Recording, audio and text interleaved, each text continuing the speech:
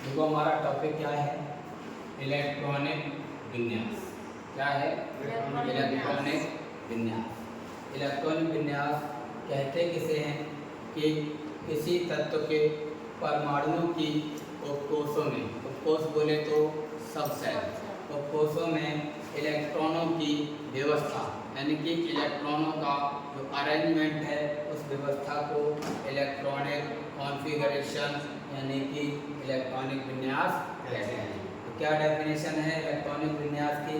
किसी तत्व के परमाणुओं की उपकोषों में इलेक्ट्रॉनों की व्यवस्था को क्या कहते हैं?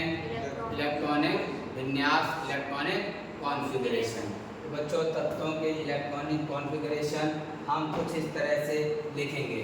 इसको लिखने के लिए बहुत ही सरल तरीका है, आपको याद होना चाहिए कोष हमारे पास कुल कितने होते हैं, यानी कि सेल कितने होते हैं, और उन सेलों में किस सेल में, किस कोष में कौन कौन से उपकोष यानी कि सब सेल होते हैं, और उन सब सेलों में मैक्सिमम इलेक्ट्रॉन, अधिकतम इलेक्ट्रॉन कितने भरे जा सकते हैं। ठीक है ना? एक बात ये याद रखनी है। दूसरी बात, अफबाउ का नियम। अफबाउ का नियम कहता है किसी परमाणु में इलेक्ट्रॉनों को उसके ऊर्जा के बढ़ते हुए क्रम में उपकोषों में भरा जाता है, और उपकोषों की एनर्जी लेवल, ऊर्जा को देखना है तो हम लोग N+L के नियम को फॉलो कर लेते हैं। तो कुल मिलाकर आपको दो बातें याद रखनी है। एक तो ये कौन कौन से कोष हैं यानी कि सेल हैं, और किस सेल में कौन सा उपकोष होता है, और उस उपकोष में इलेक्ट्रॉनों की संख्या कितनी होती है। ठीक है? दूसरा, आप अफबाउ का नियम। अब ध्यान दीजिएगा, मैं उपकोष बता देता हूँ और कोष बता देता हूँ। ठीक है ना? देखो, ये बच्चों कोष होते हैं हमारे पास K, L, M, N, O, P, Q। ठीक है ना? 7 कोष हैं हमारे पास, 7 सेल हैं।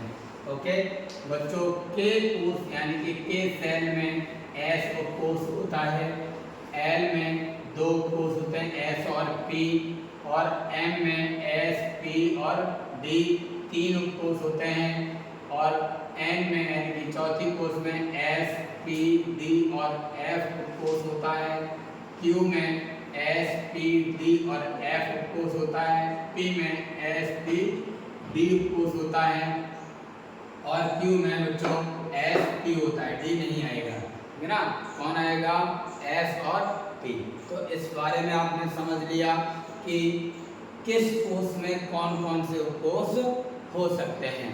ठीक है ना? मैंने इसके बारे में आपको बताया था कैसे होते हैं, N+L के नियम में। फिलहाल अब बच्चों, इन उपकोषों में कितने कितने मैक्सिमम इलेक्ट्रॉन भर सकते हैं? क्या S उपकोष में कितने इलेक्ट्रॉन भर सकते हैं? 2। P में कितने भर सकते हैं? 6। D में कितने भर सकते हैं? 10।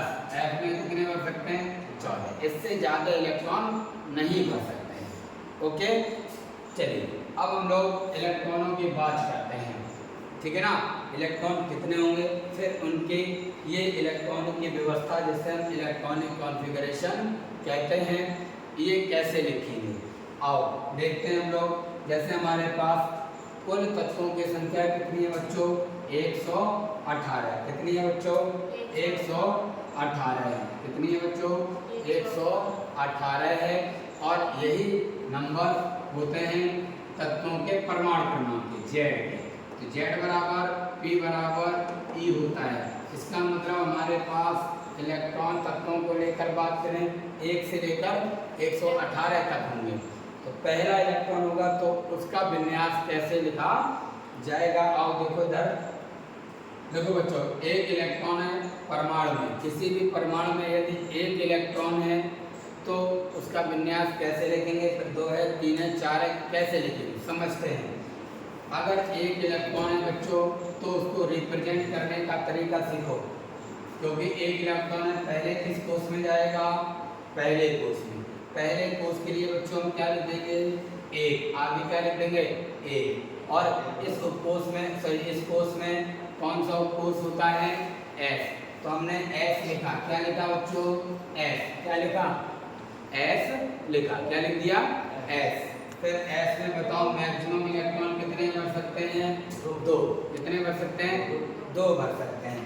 तो हमारे पास तो कितने इलेक्ट्रॉन हैं? 1। तो हमने भर दिया 1। जब 2 इलेक्ट्रॉन हुए तो 1s2 हो गया। मैक्सिमम इलेक्ट्रॉन 2 ही भर सकते हैं। तो क्या पहला कोर्स कंप्लीट हो गया? है ना? क्यों कंप्लीट हो गया? पहले कोर्स में केवल s कोर्स ही होता है और पहले कोर्स के s कोर्स को हमने कंप्लीट कर दिया। कंप्लीट हो गया। इसके बाद कौन सा कोर्स स्टार्ट होगा? दूसरा। तो 1s2 वैसा ही लिखेंगे। अब इलेक्ट्रॉन हो गए हमारे पास 3। 2 इलेक्ट्रॉन तो यहाँ भर गए, बचा कितना? 1। कितना बचा? 1 बचा। 1 इलेक्ट्रॉन कहाँ जाएगा? दूसरे वाले कोर्स में। हमने 2 लिखा। फिर भी दूसरे कोर्स में पहला कोर्स कौन सा? S है। S भरा 2s। S में कितने भर सकते हैं? 2 भर सकते हैं। बचा हमारे पास 1 है तो हमने लिखा 1। फिर 2 आगे बढ़ा 4। 2 इलेक्ट्रॉन इसमें कर दिए, S भी कंप्लीट हो गया। क्या हो गया? S भी कंप्लीट हो गया। ठीक है ना? अब हमारे पास इलेक्ट्रॉन 5 आते हैं। कितने हो गए? 5। तो 2 यहाँ भरे S में, 2 यहाँ S में भर दिए दूसरे कोर्स में। फिर भी बचा कितना? 1 इलेक्ट्रॉन बचा। कितना बचा? 1। अब 1 इलेक्ट्रॉन बच्चों S तो कंप्लीट हो गया, वो कहाँ जाएगा? दूसरे कोर्स के P कोर्स में। किसमें जाएगा? दूसरे कोर्स के P कोर्स में। तो क्या लिखा? 2p1। फिर ऐसे ही करते 2p2, 2p3, 2p4, 2p5, 2p6। तो 6 तक किया क्योंकि P में मैक्सिमम इलेक्ट्रॉन कितने भर सकते हैं? 6 तक। कितने भर सकते हैं? 6 तक भर सकते हैं। तो यहाँ पर आते आते P में इलेक्ट्रॉन कैसे हो गए? कंप्लीट हो गए, 6 पूरे हो गए। इसका मतलब दूसरे कोर्स के S और P कोर्स कंप्लीट हो गए। क्या हो गए? S और P कोर्स कंप्लीट हो गए। अब कोर्स कौन सा स्टार्ट होगा?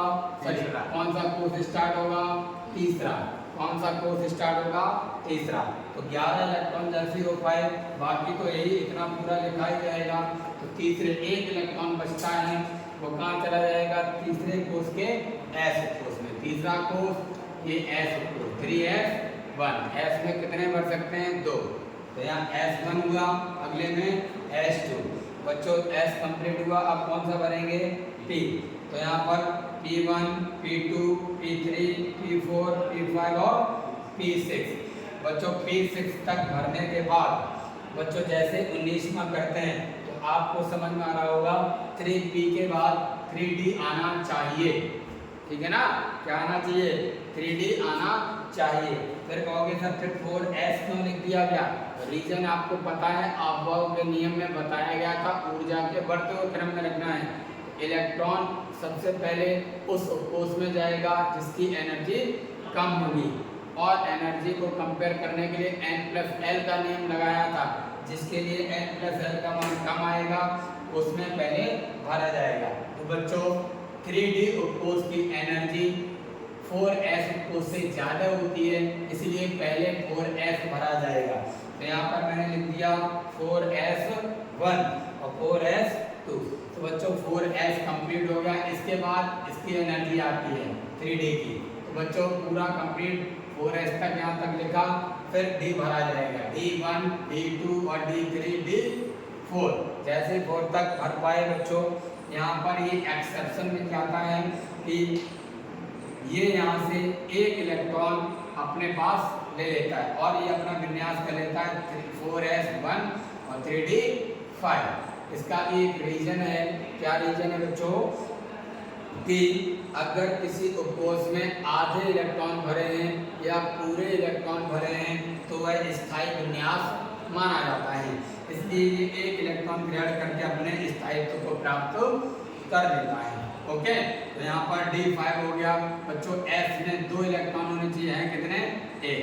पहले S कंप्लीट करेंगे, S भर लिया, कोई तकलीफ है? S भर लिया। फिर बच्चों नेक्स्ट में S तो पूरा ही है, अब D में भरेंगे। D में कितने भर सकते हैं बच्चों? 10 इलेक्ट्रॉन तक भर सकते हैं।